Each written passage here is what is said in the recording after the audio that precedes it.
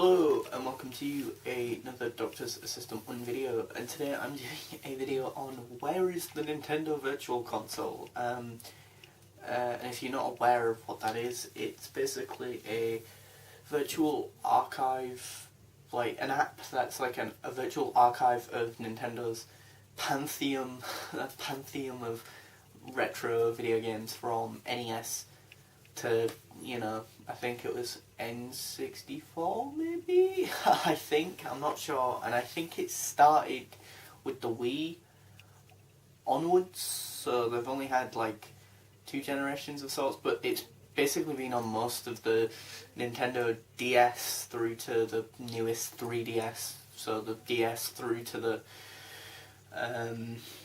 new Nintendo 2DS XL and that. So yeah, I mean, it's a bit odd that the Switch doesn't have it.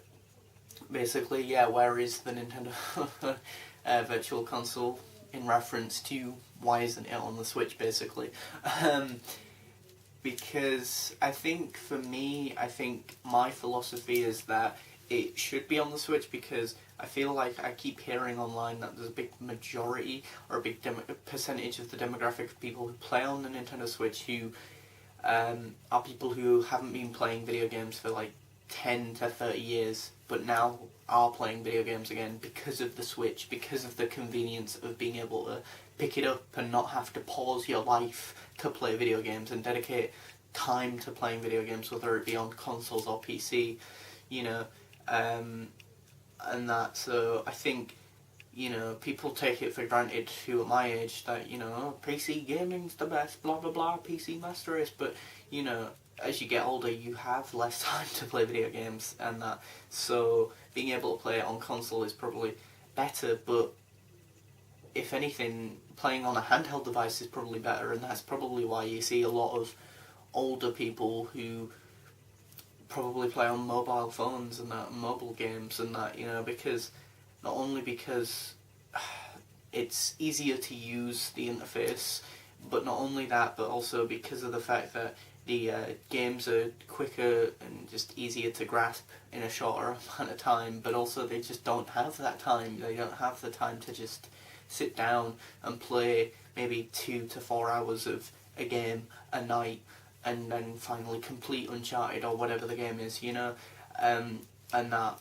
Whereas with the Switch, obviously you can take it out of the dock and play it on the go, on a bus, on a train, on a plane and all that, and that. But yeah, I mean, I think as well, yeah, like a lot of Nintendo fans as well are older people, predominantly usually people in the late 20s to their 40s, and that. And again, no matter what your sort of era of Nintendo is, it's got a backlog of NES through to N64, and a lot of people are saying if the Virtual Console comes to Nintendo Switch, then they should ideally add GameCube as well, because then you've got even more games, or a more recent generation of Nintendo's classics, and that. And also, all of those games will be played for the first time in a new, I want to say in a new, different way, because of the portable aspect. But then again, if the Virtual Console is on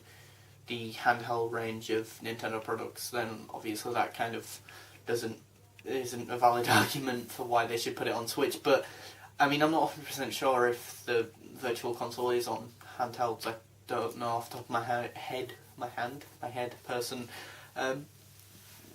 But yeah, I don't know, I think it would make sense, and I think it would help as well in terms of the games and the releasing of games, say if they don't have a mainline core sort of Nintendo game, rather than having to rely on third-party support, which is getting much stronger and better, but obviously Microsoft and Sony do very much have a monopoly on third-party support. But where Nintendo is very strong and where they have a monopoly on, or what they have a monopoly on, is the obviously core Nintendo IPs. You can't get that on PC, or you can't get your Marios, your Zeldas and your Metroids on PC, Xbox or Sony's console, and yet everyone's just like, oh fuck Nintendo are just doing their own thing, they're in the corner. And for me personally, That's how I kind of perceive PC gaming. It's like the three main console people, so Nintendo, Sony, Microsoft, and then PC's just sort of over there being like a dick, bullying and yelling at us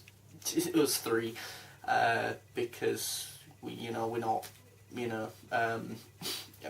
powerful enough or whatever, and that. But go figure. But yeah, I think, as I say, I think it'll mean that they don't have to rely on third-party support, but also indies as well, I guess.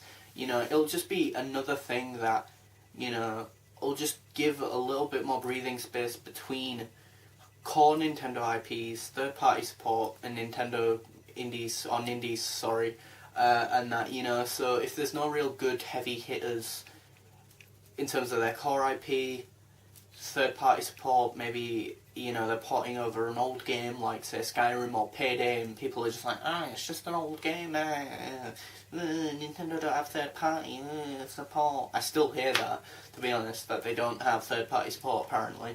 And then, as I say, if Nindies and Nintendo indies are like that week or so, and there's not much coming out on the eShop in terms of really good indie games and that, then again, I think having the Virtual Console will help flesh out the library. It can only be beneficial, really, and I think to drop it at E3 would be really good, I think. And then, or drop it at E3, say, this is going to be coming either out in September or something, and that would be good, I guess. It's just that I don't know, I think there's been rumours as well that they're doing like a Netflix type style thing with their online service, that when that comes out each month, how like Xbox Live has games with gold. If you have the gold sort of membership thing and pay for online on their service, they give you a free game every month. Apparently Nintendo, there are rumours anyway that Nintendo might do that instead of having Virtual Console, that they could have a service, online service, and if you pay for that online service you get a free NES game or SNES game or whatever, per month. But the thing is, like, other people were saying, what happens if you don't renew your subscription, or you I don't know, get booted off the thing, or or it's down, or this or that, would you still be able to keep those games, or what? But again, I think the best thing for me, or the best thing in my opinion even, is drop the Virtual Console at E3 and say it's coming in September alongside our online service. I think, and that, I think that'll really sort of just make people happy, I guess. Or say, make it clear whether or not it's a Netflix style subscription thing. So say something like, coming in September is our online service. Each month, if you pay for our online service, each month you get a free retro game. This is, instead of us doing Virtual Console, we're going to drip feed you these games, but for free this time. But if you pay for the online service each month, you get a free classic game from the pantheon of goddamn Nintendo games. Although I can't see Nintendo doing that, because, to be fair, they would love the idea of obviously nickel and diming, as the saying goes, their customers, because or user base, so that they can get the most money out of them for old games that don't cost them anything to port onto consoles, and that, because again, paying, like, I paid £3 something for a copy of a digital version of Super Mario Bros. On Wii U. That's £3.49 or 99 that they've just earned for literally doing nothing, practically. It literally doesn't cost them anything to put that game onto the Virtual Console, pretty much, or at least I presume so anyway, or I would hope. That was an epic fail. I hope that would be the case anyway, that it don't cost them anything, and in that respect, then yeah, they're just printing money.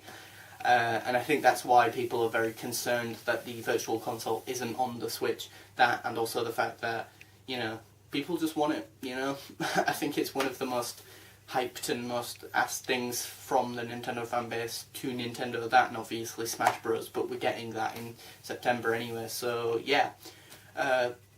Excuse me, thanks for watching, comment, rate and subscribe.